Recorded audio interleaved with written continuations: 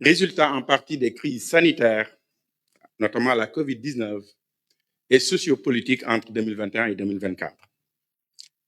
Ces dysfonctionnements conjoncturels se sont greffés à des lacunes structurelles de notre système d'enseignement supérieur.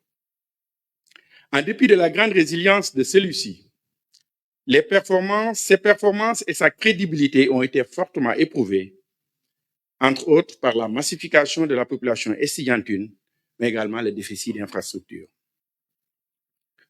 Concernant la question des bourses, qui a été à l'origine des troubles, je dois l'admettre qu'il y a eu peut-être une incompréhension entre les étudiants et l'administration, parce que depuis le début de l'année académique, les bourses sont régulièrement payées le 5 de chaque mois. À ce jour, l'État ne doit aucun arriéré de bourse aux étudiants. Peut-être le point d'achoppement, c'est que dans le cadre des réformes enclenchées par mon département, il a été décidé de faire coïncider la durée d'obtention de la bourse au temps de présence effectif de l'étudiant dans les universités. En d'autres termes, l'étudiant commence à percevoir sa bourse à compter de sa date d'inscription dans un établissement d'enseignement supérieur. Mais en tout état de cause, il ne sera pas lésé parce qu'il aura ses 12 mois de bourse par an. Et cela permettra d'arrimer le calendrier académique au calendrier des bourses. C'est pourquoi il est difficile de comprendre que les étudiants décident de se restaurer sans payer les tickets subventionnés à 90% par l'État. À titre d'exemple, l'étudiant paye 250 francs par jour, 50 francs pour le petit déjeuner, 100 francs pour le déjeuner et 100 francs pour le dîner. Ça fait 250 francs par jour. Et l'État paye 2250 en moyenne aux repreneurs par jour. Et je dois rappeler aussi que le Sénégal, c'est un pays qui dépense énormément dans le sous-secteur de l'enseignement supérieur, de la recherche et de l'innovation. Si on considère l'indicateur dépenses publiques par rapport au PIB par habitant, le Sénégal est devant les pays du Nord comme les États-Unis.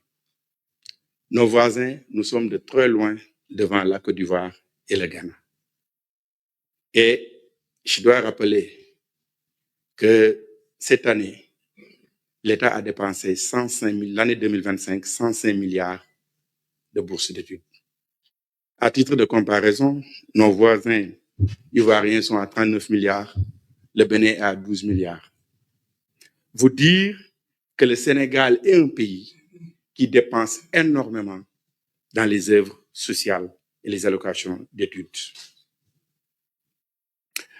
Un autre fait aussi qu'il faut révéler, c'est que le profil des leaders du mouvement étudiant, il faut oser l'avouer, c'est un problème dans nos universités.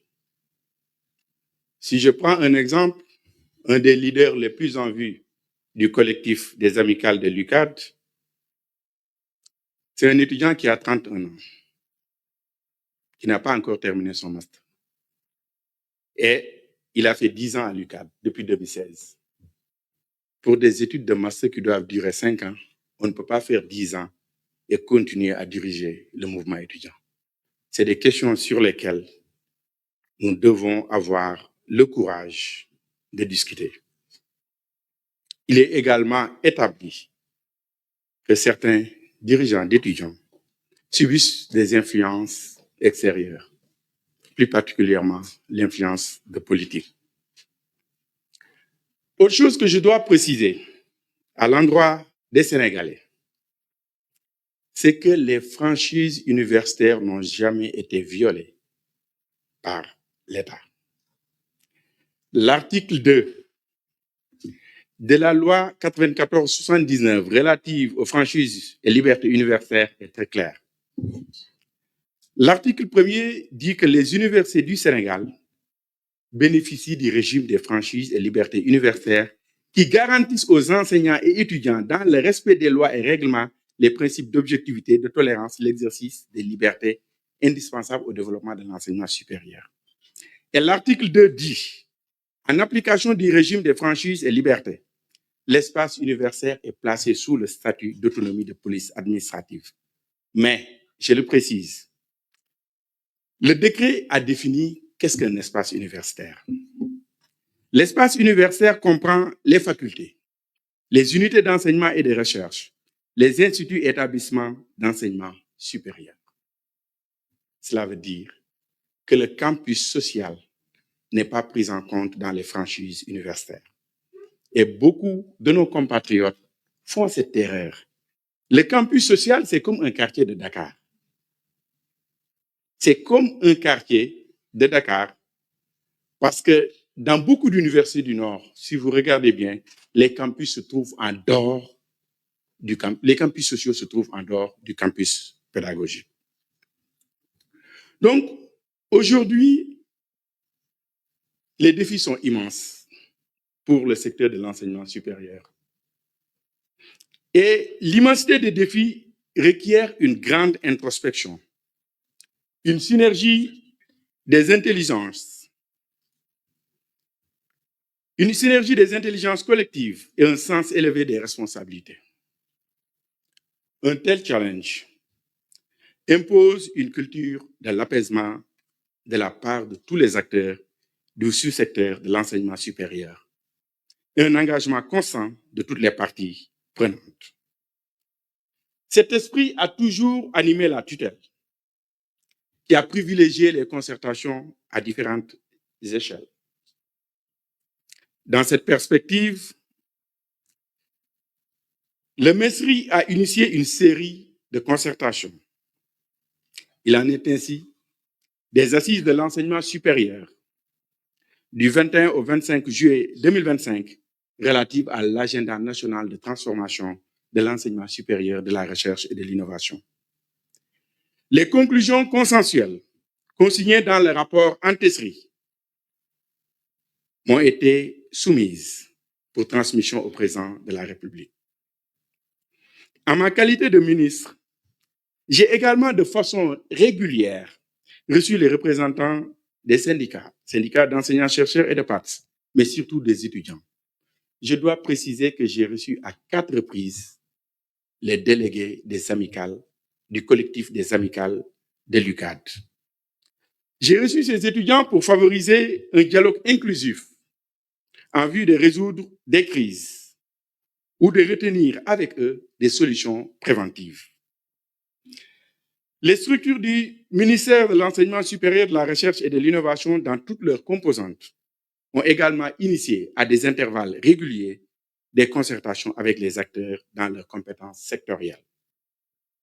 Sous mon impulsion, le directeur des bourses a aussi initié des concertations sur les esquisses de réforme des allocations d'études afin de garantir l'efficacité dans la gestion des bourses et une meilleure inclusivité sociale, compte tenu des consultations régulières avec les amicales d'étudiants de toutes les universités sénégalaises. Je peux le dire, j'ai reçu presque les amicales de toutes les universités sénégalaises. Et lors de la crise du mois de novembre également, le Premier ministre et le président de l'Assemblée nationale ont reçu les amicales, le collectif des amicales de l'UCAD pour échanger sur la question des allocations de bourse. Enfin, le ministère de l'Enseignement supérieur, de la Recherche et de l'Innovation, conformément aux directives présidentielles du 15 octobre 2025, a instauré, avec l'appui du Haut Conseil du dialogue social, un comité sectoriel en son sein dans le but de prévenir les crises et de gérer les conflits. Et le ministère a déjà organisé, avec la forte présence des étudiants de toutes les universités, un atelier de renforcement des capacités sur le dialogue social. Donc, cet atelier a été organisé du 26 au 28 décembre 2025. Toutefois, la mise en œuvre des réformes structurelles constitue une exigence pour reconstruire un enseignement supérieur de qualité au service exclusif des étudiants, du développement du capital humain, de la recherche et de l'innovation. Les dysfonctionnements observés au niveau des structures académiques plaident pour ces réformes. Les mener n'est pas une simple exigence de l'heure. Soucieux de garantir une formation de qualité et promouvoir l'excellence, je demeure convaincu que ces réformes relèvent de l'éthique, de la responsabilité que nous impose notre sacerdoce, celui de poser les jalons d'une vision renouvelée des universités sénégalaises et au-delà de tous les établissements d'enseignement supérieur. Avant de finir, je voudrais prier pour le repos de l'âme du disparu, l'étudiant Abdoulaye Ba. Mais je voudrais également appeler solennellement les étudiants au calme, à la retenue, à la non-violence, à la concertation, au dialogue et à la dignité. La vie humaine est sacrée. C'est dans l'apaisement et la responsabilité que nous honorerons la mémoire de l'étudiant disparu. Je vous remercie.